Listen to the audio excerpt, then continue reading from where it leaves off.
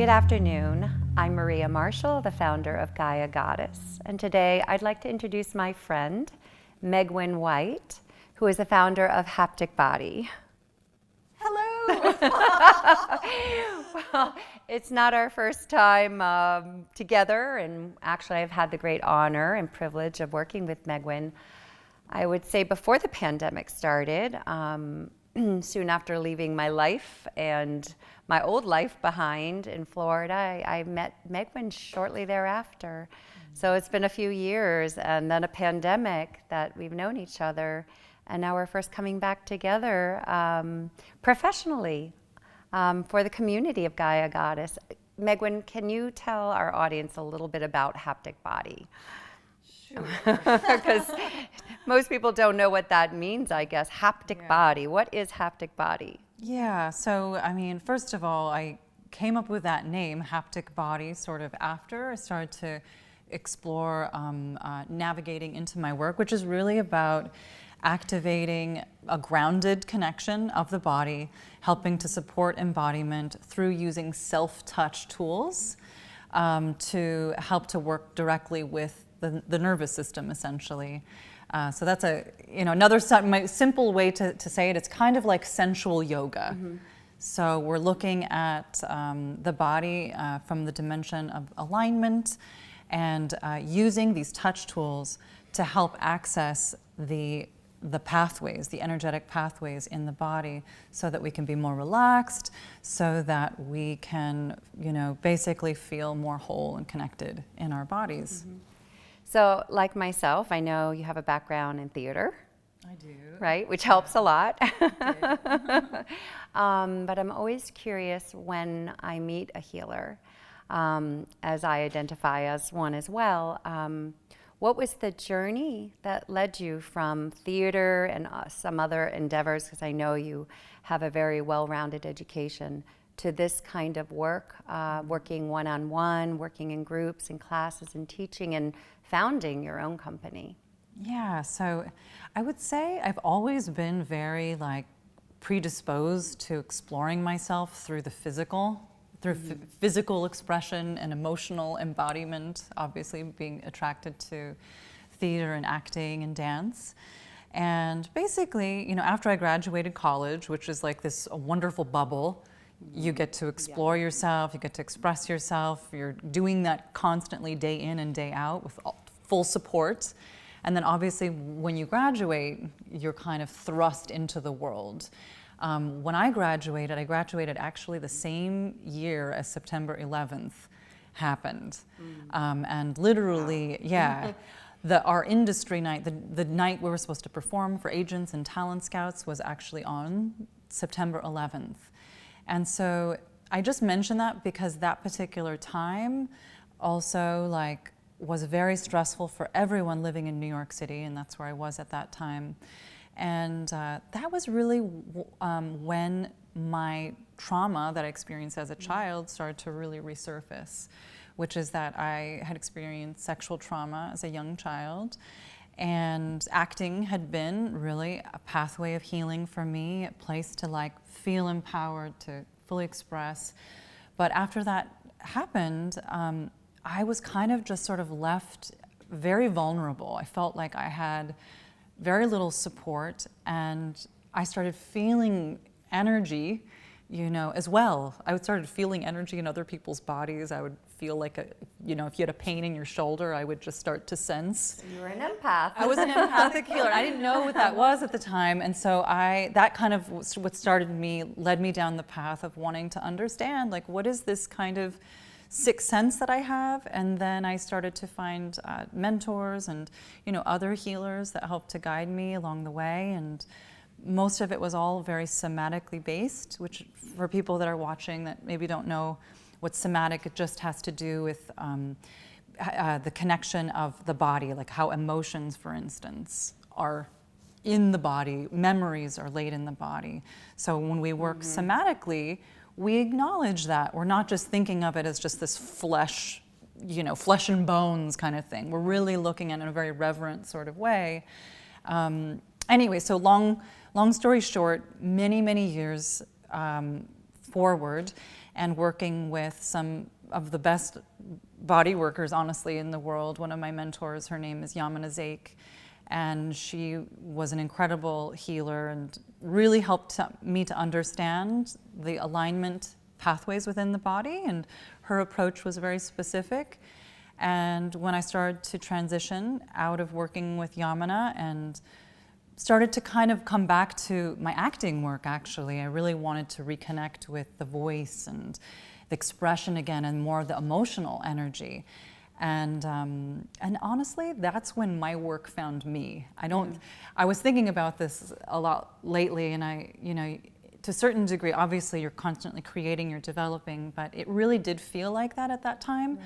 Just these things started to come, and I started to discover that if I could use these very specific touch tools that connected to the nerve endings within the skin, which we could go into more of that. I know it's a little complex, but basically through connecting with that, I could actually align myself in a very sensual way. So that's really how. And speaking of sensual, your healing path, because of what was going on in the world and pandemics, led you also to a corporate position at a very interesting company that does interesting things and meditation. We do wonderful things. It's called Satisfier, and so I am a certified clinical sexologist, and so that's like education that I, was able to get further down the line.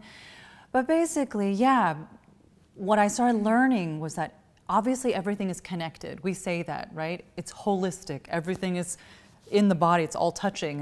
It's interwoven. But at the root, honestly, of our energy, of our expression, is that sexual energy. And sometimes we kind of separate it. That creative. And that creative. Very creative sexual energy. Yeah. In the sacral chakra. Yes, and we don't, as women, and maybe even as men, we don't fully know how to utilize it, especially if we've experienced sexual trauma, which many women have undergone. And the more I speak to groups of women in different either addiction circles or so forth, I mean, it's astonishing how many women have had the experience of sexual trauma, and oftentimes it's repressed and then held in the body. So your work, whether you have it in your conscious awareness that something happened when you were a child, your work is addressing it through the body. Yes.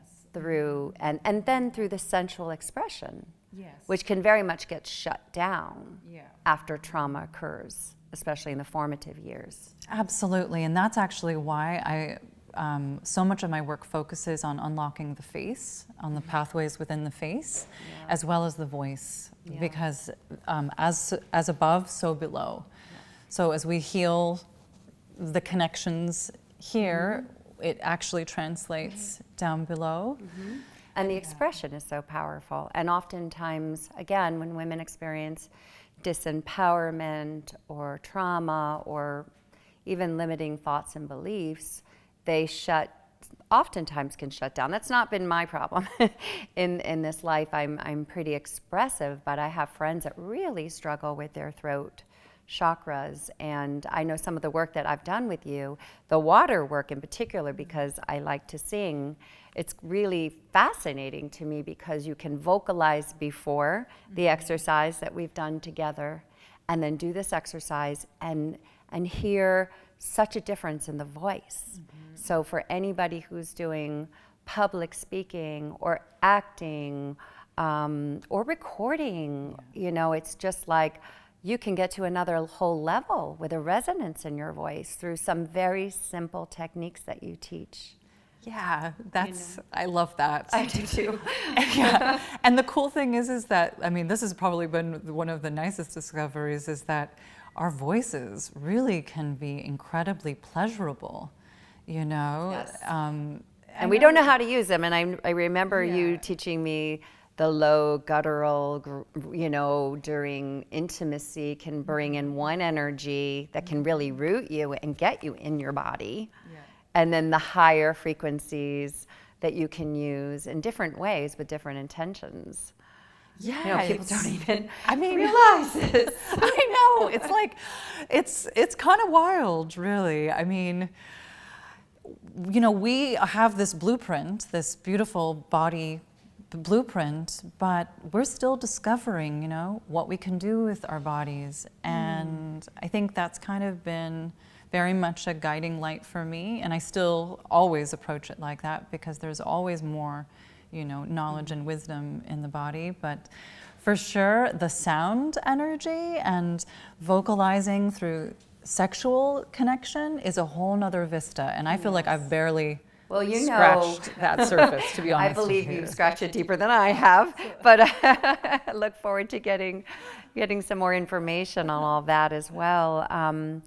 I wonder if you had one piece that you wanted to give to any one woman or collective group of women that you've worked with, one takeaway through your work, what do you feel would be the most impactful thing that really wanted to come from your heart and from your own experience of what you went through that you want people to know, that you want women to know that you work with? Like one kind of exercise, or like Or one just- knowing, one knowing, like how, or exercise that helps them get to this place. There is one thing, honestly, that I always come back to, because I get this question asked a lot, and it always does feel very, it feels, anyway, there's always one thing that I always come back to, and that's really the connection of your voice and your sexual center. And it starts on an intimate level. So, Can you give me an example? Yeah, like what would an example of that be? Yeah, so tangible example would be starting with just very gentle humming sounds as an example, while you're touching your clitoris, while you're exploring your vulva, while you're even touching yourself even gently, but it's going to be more impactful if you're connecting to your sexual center, or even just holding with some oil on your vulva, holding your other hand onto your heart, and then just very gently sounding like this, like And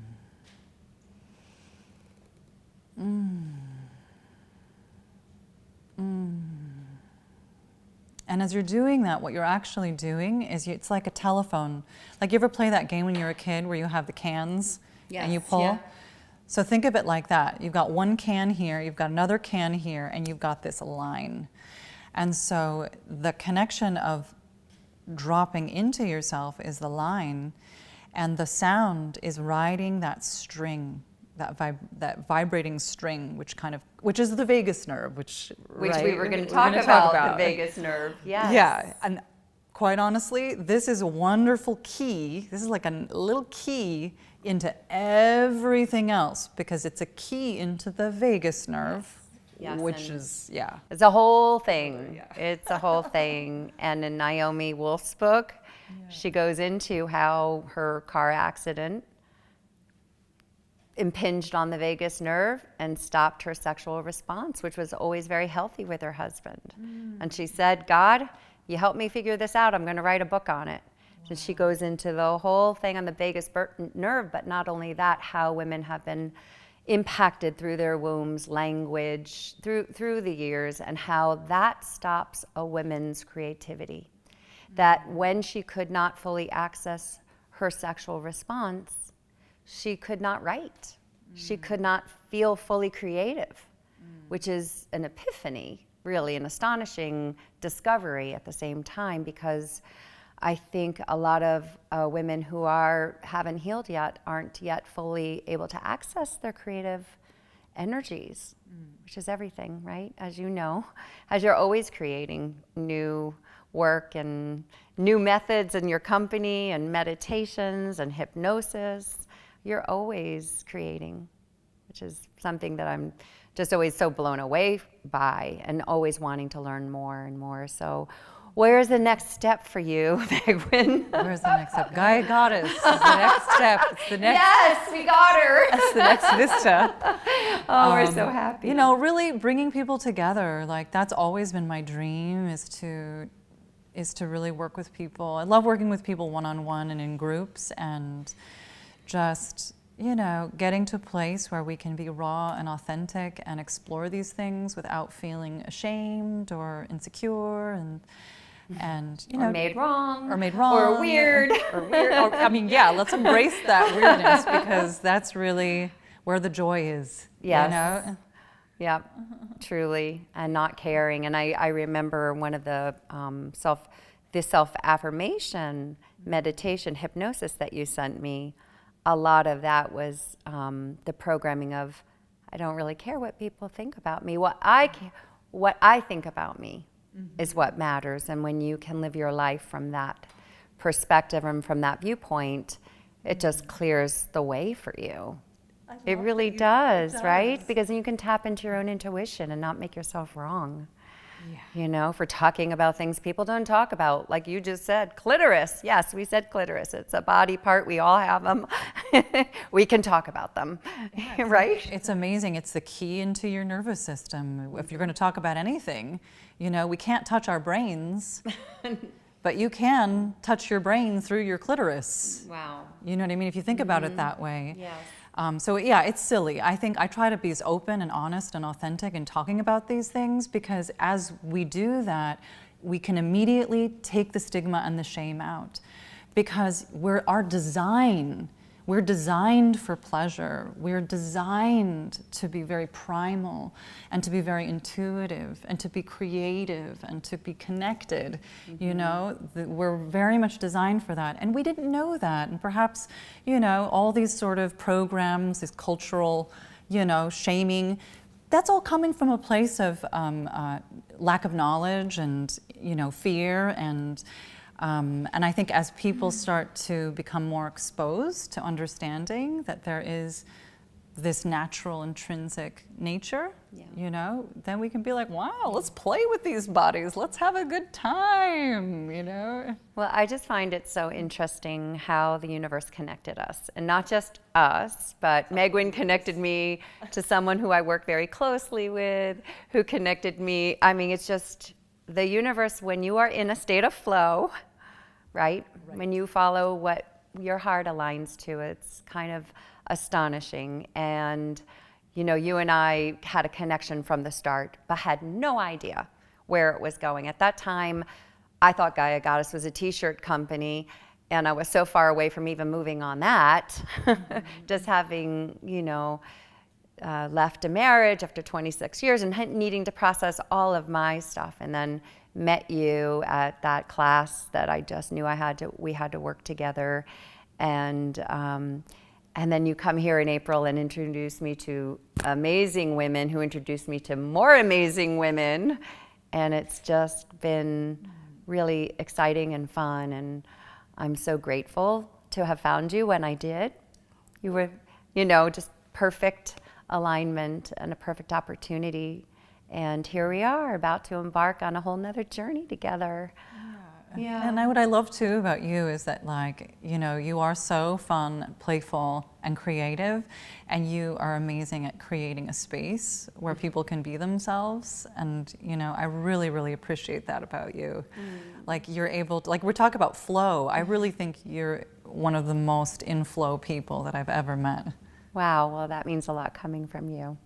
Anyway, it's true. I look forward to creating with you and seeing all the classes and retreats that come out of your work, and so excited for your offerings and especially the hypnosis meditations. I'm really excited for those too, because I know they're going to be easy for people to work with and very transformative. So thank you for joining me today. Thank you. Yes, my pleasure. Anyways, thank you for joining us. Have a great day.